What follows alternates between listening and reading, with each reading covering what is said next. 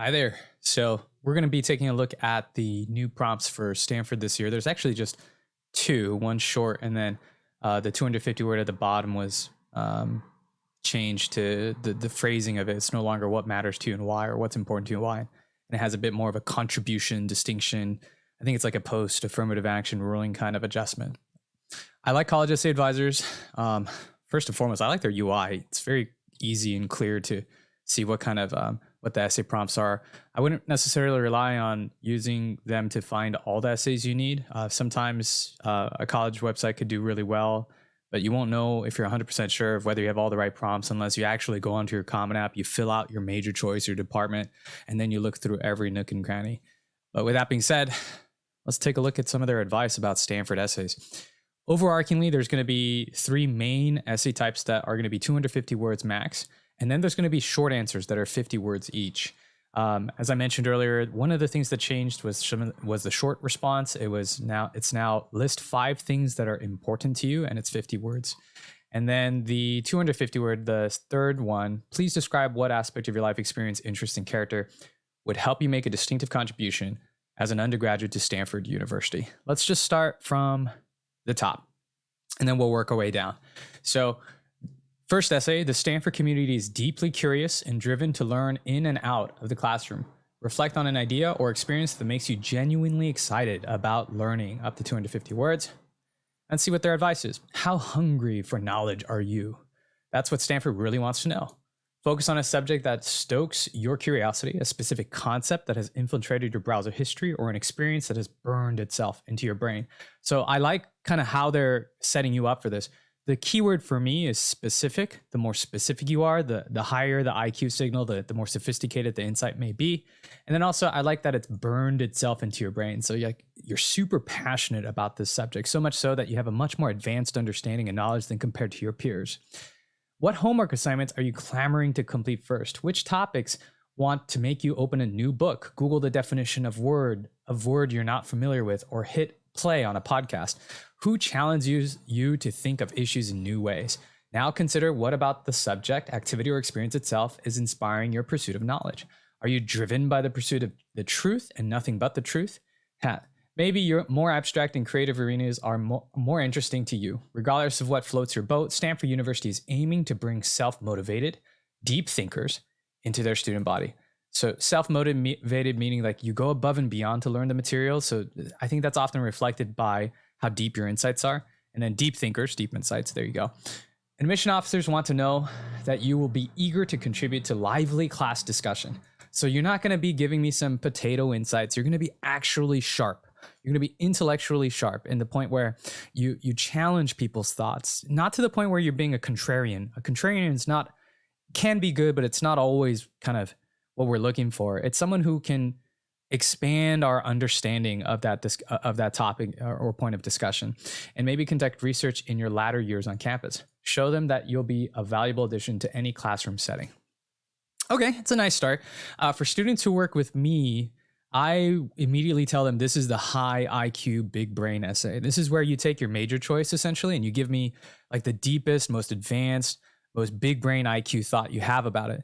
So for example, if you're talking about things like, I don't know, maybe you're into biochemistry, or maybe you're into cell biology, then it could be the Yamanaka factors. It could be your interest in kind of like the more advanced areas, the current cutting edge or the frontiering edge of those areas, the unknown where research has yet to go.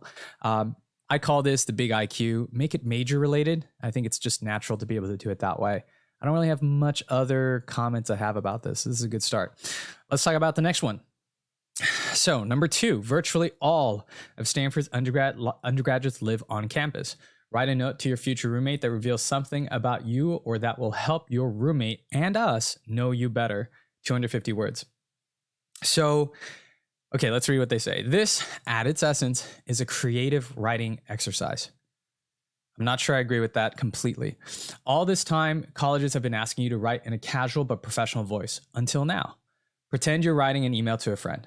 Open your browser window and actually draft in a new message box if it helps you adjust your voice. You are now writing to your peer, not admissions. What might someone you are about to live with want to know about you? And more importantly, what quirky personal information do you want to convey to admissions that might not be appropriate to reveal in response to a stuffier prompt? Okay. Are you a closet botanist who will be bringing 30 plants to your dorm room? Have you been practicing how to make your grandma's special rice in a dorm room hot pot? This is a great place to inject a little humor in your application. I agree with that if that's your style. It is also a great opportunity for you to showcase what it would be like to be friends with you without the use of emojis and with the addition of perfect grammar. So I'll start from there. Do I need to have perfect grammar when I do this? No, you do not. Can I use emojis and winky faces and smiley faces? You're more than welcome to, though I think too much can be a little too cheesy. I think for the most part, what I advise my students with, like the main kind of how you set your mind for this is you want to be authentic, you want to be down to earth, and you want to be very personable. You want to show that you're sociable. Some students just don't get the memo and they end up like going on these, I guess, rants. They'll go on rants about things. They'll give me this huge list of, excuse me, please. So for example, what I mean by that is, excuse me while I bring 50 packs of my, 50 boxes of my Amazon deliveries. I'm sorry in advance if I'm up until 3 a.m. It's like you're apologizing already for all the annoying habits you'll have as a roommate. This is not where you air out your dirty laundry or prep them for the worst of you. I think some of the best letters that I've read, they have almost kind of like an icebreaker kind of vibe to it. They're introducing themselves. They're being very quirky. They're being very enjoyable, fun. It's fun to read. There's nothing really negative. That's one of the things I try to immediately try to filter out in first drafts. Like, this seems very negative. This seems very negative. That isn't to say that you can turn kind of a quirk about you into something that you may want them to be prepared for. So for example, I think as far as I would go is based on their explanation, like the closet botanist who'll bring 30 plants to your dorm room. That's innocent. That's fine.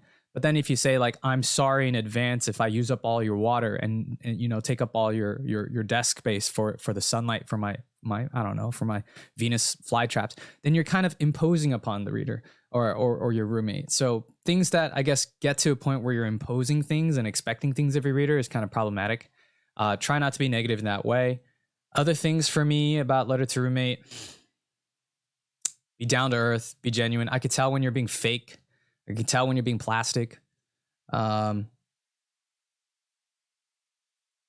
should know yourself. This is kind of a little bit about tell me about yourself, the interview question, but it's a little more informal. You're meeting someone at a coffee shop and you're introducing yourself to them. Say, hey, what's your name? Hi, I'm Jay. My first thing about me is I have a nickname. Oh, what's your nickname? Geek Squad. And then you could kind of build into things like that. Here's some things that sometimes students go on the opposite end. There's this Looney Tunes kind of character. I forget what her name was. I think it's Elmira. And so Elmira would do something like this. She's like, I'm gonna love you and hug you and kiss you and eat with you and go out with you. And so like you become very clingy. I think that's also kind of, I've seen that too. Don't try to lean in that way as well. Just be very down to earth, guys. Don't be weird. Be chill. Right? Reveal a couple of cool facts about yourself. It's like 2 truths and a lie. Right? What's 2 truths? And wow, that's really cool. Like, that's the type of vibe I'm looking for. When I'm drafting this letter, I ask students to give me a bullet point list of like top 10 things that are similar to that 2 truths and a lie. Give me 10 truths about you that might be pretty interesting. Maybe you have a pug named Burrito and he's like the joy of your life and you learned like crocheting because of him. And if you ever need a crocheted sweater, like, it's not that far of a leap from Burrito to you, perhaps. And see that sense of humor there? And then you're also revealing that you like dogs, particularly pugs, etc. I'd look for students' ingredients initially to bullet point 10 to 20 different things about themselves from all different parts of their life, experiences, hobbies. And then it's a matter of trying to organize them, categorize them. And from there, it's a matter of creating an intro and an outro. How do you start a letter to a roommate? How do you conclude a letter to a roommate? One of my favorite ways of starting is something that I've been suggesting to students is to start with kind of what your nicknames are, because your nicknames can become kind of doors that open to why you have those nicknames, etc. Now that I say that, I hope not everyone starts doing it, because then it becomes a dud. But anyways, yeah, that's my thought there. Let's move on to the third and new 250 word. This is where I guess I get the most amount of questions because it's new. But I don't really think, like, for example, if I took last year's, the years before, what matters to you and why essays and popped them in here, it's not that much different. You would just tweak a little bit so that you're using words at the end or at the beginning to like direct yourself and answer to the prompt. But for the most part, it's really something deep and personal about you, something that you're committed to, something that shows that you have a greater sense of purpose in your life. And with that being said, let's go ahead and read what it says. Please describe. So number 3, please describe what aspects of your life experiences, interests, and character would help you make a distinctive contribution as an undergraduate to Stanford University. College applications are rampant with essay questions about community. So this essay is ripe for recycling. How eco-friendly of you? Ha.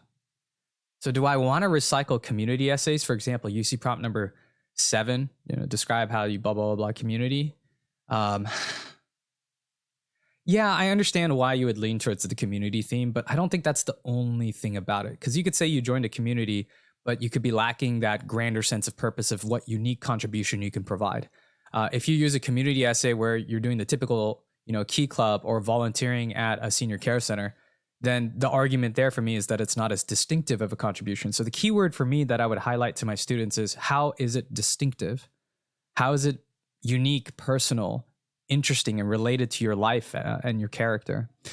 So let's keep reading. If you haven't already written a community essay that you plan to adapt and recycle here, we recommend considering the things that make you unique. So they are suggesting that you plan to adapt and recycle. So that's really nice of them. Usually college essay advisors, they're really on point. They're probably my favorite, free source you can Google and get some pretty decent tips and starting points on. What about your experiences, interests, or character might be worth highlighting for an admissions officer? And how can the experience, interest, or aspect of your character you choose enrich the learning environment at Stanford University for others? So this to me is key. I think really the crux of it is, if we accept you by reading this essay, we're accepting that this is what you'll bring to our school. This is how you're going to enrich your peers. So that's really key there. Maybe you have always been an organizer and the glue that holds your summer camp community together during the school year. How will you bring people together on campus? Maybe you were raised on a farm and developed a strong work ethic at a young age. I would actually fix that. I wouldn't say strong work ethic. That's so basic to me. But maybe you were raised on a farm and you had a deeper understanding of the ecological damages that are occurring and the conflicts of modernity, clashing with like the old school ways of living, and how that leads to a loss of purpose in so many middle-aged men and middle-aged families. But I think like you could get a much deeper EQ, IQ sense here rather than just strong work ethic. But this fits the bill for me. Growing up on a farm, like if you have that type of life experience, I'm interested in that. Can we then extract a greater sense of a diverse, distinct perspective about life, about purpose, about what we value, about the hardships that are being faced? Because let's say a lot of students who are applying are going to come from suburbia or they're going to come from urban environments. So I think strong work ethic is kind of lame to me. As you helped your parents tend to the fields, will you be a natural leader in group projects and take initiative in the many clubs? Be specific. I agree with that. Try to be specific. Too many times students are not specific enough. I'll give you an example. I want to help underprivileged children. Very, very generic, very broad, versus I want to help the inner city youth of Fullerton learn algebra. So much more specific, right? That you'd like to join. Be sure to connect your personal story to a future vision of yourself at Stanford. Is that implying that you should name drop like where and what you'll do at Stanford? Whoops. I've never had a student turn this essay into a why Stanford essay. Granted, the prompt is different, what matters to you and why, versus the new version right now that we're seeing here. But in the 3 250-word essays of all my students who've been accepted, restrictive early action, regular, I've never had them write a why Stanford kind of element in any of their 3 essays. So maybe I'm taking that too literally there. Anyways, taking a step back, this is where I'm looking for a unique perspective, something about your life. And a lot of students are going to struggle with this because they're going to be like, Jay, my mom drives a Mercedes. We live in a cul-de-sac in Irvine. My life is boring. I don't do anything special. And that's going to be quite the challenge. It's kind of like, can you start thinking about things that are more heritage based? Maybe your culture, your grandfather maybe raised you in the bays of Hawaii, and he taught you, how to tell time based on what type of fish were coming up to the corals to feed. So maybe it's like a cultural, almost like a vestigializing type of knowledge that you want to prevent from being vestigialized. Perhaps it's a particular insight from your understanding of AI and where it's going and how algorithms are, and the fact that we're giving up more and more of ourselves to digital kind of data, that you begin to see a greater sense of conflict arising from your experience working with maybe third grade students and fourth grade elementary students when it comes to like basic computer science, the questions they ask, the influences that like TikTok has in their life. Maybe not even that, because I feel like at a certain point, personalness becomes arguably stronger than the experience that I just mentioned. Like, I'd take the student who wrote about Hawaii and the Bay over the teaching AI in an elementary school, simply because there's more texture to that, uniqueness to that, to the Bay idea. Please describe what aspects of your life interest. I'm trying to offer something interesting or useful to you guys here. What do I tell my students when they're brainstorming for this? I do have like, obviously in my mind, I'm saving a lot of the pro tips. I call them pro tips or Counselor J coaching tips, because I got to hold on to some of my secrets, guys. I got to save them for my students. Shoot, should I give one? So, okay. So say one of the things that we've been struggling with, or that I've been trying to develop because it's relatively new, is how you answer the diversity essay. And I think the diversity essay is really about, it's really difficult to, if you look at it from purely my life point of view, as in, I grew up in a cul-de-sac, I don't have much to do. So then I look at the students' activities, and let's say a student has, they grew up understanding the K-Town riots, the Rodney King riots. Maybe her dad was actually one of the Korean rooftop gunmen that was protecting the store. And from there, you have an interesting kind of truth, and it's not a pretty truth. Maybe your father grew up very resentful of African Americans, or there's a certain type of like racial tension there, and it's coming to understand kind of as the second generation from that, one kind of degree separate, but going to school where your best friend is an African American, how that interaction played out when you would bring your friend to eat food at your house and your dad would be there, right? So there's sometimes life experiences that can become very interesting to be a kind of to flesh out, to reflect on. Other times it's about an activity you do that's very cultural. So for example, maybe you are someone who really likes to do Korean folktale. Like, you love listening to Korean folktale. How we have like the hare and the tortoise. Koreans, I think we have like, there's like the lion and the frog. I'm actually not sure. But let's say there's certain types of heritage that you can connect to just simply by being who you are. And then you can do some research on that. And then you can start to evoke a certain type of unique life perspective from that you can then bring and contribute.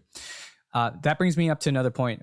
I'm not necessarily looking for a tangible contribution. I've learned to create a club that has now become 15 nationwide, 15,000 members across 30 nations. That's impressive. You could talk about how logistically it's important to plan how you scale that and maintain a certain type of standard and quality and combined division. So distinctive contributions, I think that's fair. You can try considering that in terms of tangible contributions, like the example I just mentioned. But for me, I'm looking, if I could dig a little deeper than that, maybe kind of hybridize it, is give me the tangible, but also give me the intangible. Give me the heritage. Give me the cultural. Give me the philosophical, not necessarily having to do with race or culture. It could be about a different way of thinking, a different way of living life. Um, Maybe you're a grease monkey. Your father kind of raised you in the garage and you guys built like Datsun 240 ZXs together. And from there, you learned about like not just the mechanical side of the things that drive our lives, or at least up until this point, but also perhaps kind of the classics and why there's such a difference and the impassioned draw towards people who understand automotive history and the classics that they yearn for. I feel I'm done with this one. That was a little messy. Sorry, guys. I'm going to keep moving on, though. Short answers. Okay, so what's the most significant challenge that society faces today? I'm just going to start with my algorithm for this. Number one, the keyword here is most significant. And I would argue, quote unquote, there are right answers. The most significant are scaled. So, for example, climate change is probably one of the most significant. If we can't figure out climate change, then that's going to have a lot of domino effects on everything else in our society. It's almost like an existential kind of thing. So there's maybe nuclear saber rattling, such as what's happening in the turmoil in Ukraine and Eastern Europe. Perhaps it's like the singularity event for AI. There are like very clearly denoted key most significant challenge. So if you choose a challenge that's like very small, if you choose a challenge that's meaningful to you and important to you, but it's not capable of competing in a debate of if we had to expend resources, right? Like we had $1 billion to solve this problem or that problem, there's a cost benefit analysis to that. So you want to be thinking about a most significant challenge. You want to rise to that challenge of, can it scale? Can it really compete with the existential types of challenges that are so prevalent and obvious to us today? The second thing that I would want to point out is I see a lot of times students will spend the 50-word count to just kind of rant. They'll give their opinion about why this challenge is a problem and why it sucks for society. I think my favorite ones and the more consistently accepted ones for me has been students who are able to objectively identify the crux of the problem and then provide an initial starting point of how we can begin solving that problem. So it's almost like a 50-50 split, 25 words establishing objectively what the issue is. And then the second part is, this is where we need to start. We need to rally together and begin here as soon as we can. So I really like that upswing. For that first 25, when I tell you to be objective about your most significant challenge, like when you describe it, oftentimes the issue I've seen is a lot of students will write the symptom of the problem rather than the root cause of the problem. So for example, climate change, right? We're dealing with climate change and it's because we're getting tired of it. We've seen it so much on the news now, we're all bored of it. Okay, to me, that's more of a symptom. I think the cause would be more something along the lines of like how we get people in power to have their incentives aligned, to prioritize, solutions that have consequences for us, like that focus on the long-term gain rather than the short-term gain. So there's a lot more sophistication that can go into a lot of the initial drafts that I see, and that's what I've been coaching on. Yeah, I think this is a great gut check for students. Are you really engaged and intellectually active with what's happening around you today? And can you give me deeper insights? Or are you not engaged? And are you going to give me just kind of these basic, symptomatic, off the cuff type of reasons? Most significant challenge, one of my favorite things to help coach. How did you spend your last 2 summers? So I'll just, again, I don't think it's okay to be overlappy. It's okay to be repetitive with your Common App activities section. It's okay to be repetitive with your resume. I mean, they're asking you, how did you spend your last 2 summers? I prefer doing a bullet point method. It just saves a lot of space and time and you can inject more. I don't even ask students to do like 2 summers ago, last summer, because that also just takes up 4, 5, 6 words. That's 10% of your word allowance. So to me, I just go straight into bullet pointing, things that you've done. I would highlight important things, like things you're proud of, things that make you show how, like, kind of your greatest achievements for each summer. And then I would focus, if I can, maybe 1 or 2 bullet points on more intangible things like Maybe you helped your baby brother finish his first Millennium Falcon Lego set or something like that. So that's always nice to have. But for the most part, you are trying to impress me with your experiences over the last 2 summers. What historical moment or event do you wish you could have witnessed? There's a lot of common ones. I wish I could have saw the Apollo mission, when or the moon landing. That isn't to say it's bad. That isn't. I think that puts more weight on the reason why. And when you only have 50 words, it's hard to kind of be able to express that. And when you have so many students who are going to apply that, how are you gonna express the reason as to why you chose the moon landing in 50 words in a unique way? So, historical moment for me doesn't need to be major related. No, at this point, I think the only major related thing I would look for hints of is probably the 250 word first essay, intellectual vitality.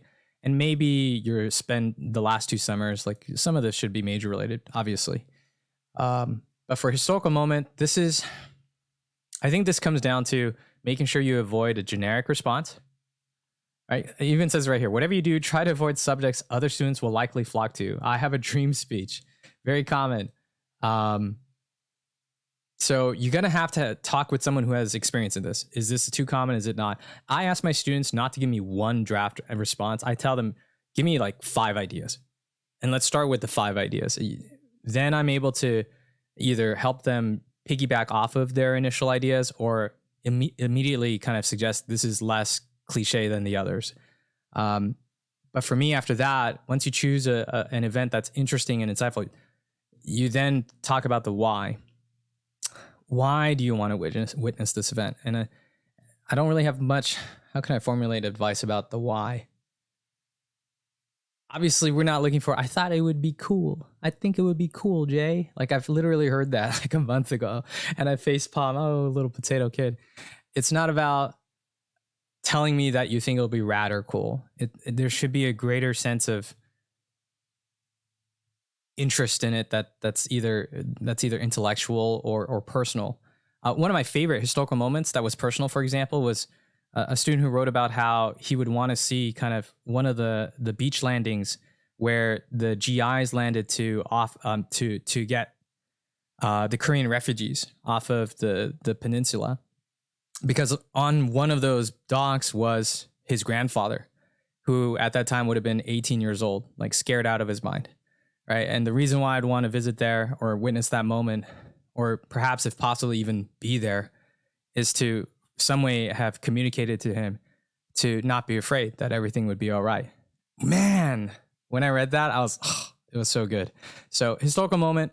I've seen students go super personal EQ like that. I've seen them go super IQ. Right. There was this fundamental tipping point. If you know some Malcolm Gladwell, there was a tipping point. And it was that tipping point that was so interesting to me, that there's an intellectual draw to it. Briefly, let's move on. Briefly elaborate on one of your extracurricular activities, a job you hold, or responsibilities you have for your family. I ask students obviously not write about majors here, because I feel like major related activities you would put to other essays. I think this is a chance to show something that's not on your application. So maybe you are a Mac Rumors moderator and you help create like DIY guides to replace your MacBook Pro thermal paste. Or maybe you, a student of mine does like Calvin and Hobbes comics. Maybe you help with the subreddit for creating content for Calvin and Hobbes and keeping it like alive and relevant to like contemporary politics or whatever. This is a chance to show something really either interesting, fun, or meaningful. So meaningful could be like, that you have a younger brother, your mom is single mom, and oftentimes you're taking charge of kind of helping with your younger brother's lunch, walking him to school, and you can express a bit of that. Obviously, you don't want it to overlap with personal statement. It's a matter of balancing your answers with the rest. List 5 things that are important to you. So this to me, I think is very similar in how I would build the letter to your roommate. I would ask you to bullet point out 10 things about you. And when I see a student give me 10 things, I can then either kind of piggyback off of what they start with and say, oh, that's interesting, but maybe we can sharpen it up this way. Other times, when I'm looking at 10 things, I'm also looking at the balance, right? The 5 things that are important to you. One of them can be major related. It makes sense that one of the most important things to you would be major related, right? It could be family. It could be friends. It depends how you say it, though. It really depends how you say it. So they're giving you good advice here. You may be tempted to write family, friends, football, French fries, and fun, but answers like those are not going to set you apart in the eyes of admission officers, even if the alliteration is on point. Ha, I just noticed the alliteration. Anyways, I think that it comes down to why. So then it becomes how you're going to budget your 50-word allowance. If you were to just do it simply, you have 10 words for each 5. I'm sure like you can have single line bangers, and then you can have a response that requires a little bit more, maybe 12, 15 words, and you can kind of balance it out that way. But for the most part, I'm okay with these if you can give me a good reason why. If you make all 5 of them this kind of vibe, I'm not happy about it. Maybe 1 or 2, like what's important to you, family. It's the Thanksgiving dinners. It's the energy of being surrounded by those I love. That's important. So it's family, but energy, being surrounded by those I love. I'm looking for IQ, so something that's intellectually important to you. I'm looking for EQ, something that's emotionally important to you. I'm looking for something that's fun. Maybe French fries could work, but again, it comes down to the explanation. I'd be very bearish on the idea, honestly. I don't think a student would be able to pull that off. Maybe 1%. Just fun is a terrible answer, guys. I would be so upset if one of my students gave me one of those. How do you have fun, right? Maybe it's one of the things that are important to you is your pug named Burrito, and shows that you're kind of an animal lover. So here's a chance to show your personality, to show your emotional important things in your life, the things that intellectually drive you. There's obviously, when I say that, a lot of overlap with the other essays. So you got to think not only tactically, but strategically, right? Tactically, it comes down to each individual prompt and how you're going to write. Strategically comes down to the whole kind of war map, the whole campaign of making sure you're splitting up your vibes, your kind of things about you into different areas and keeping a broad range. But for the 5 things that are important to you, man, I'd just say start with 10 and talk to someone who has experience and start narrowing it down from there. Alrighty, I hope that was helpful. Yeah, that's about it. I'll talk to you guys later.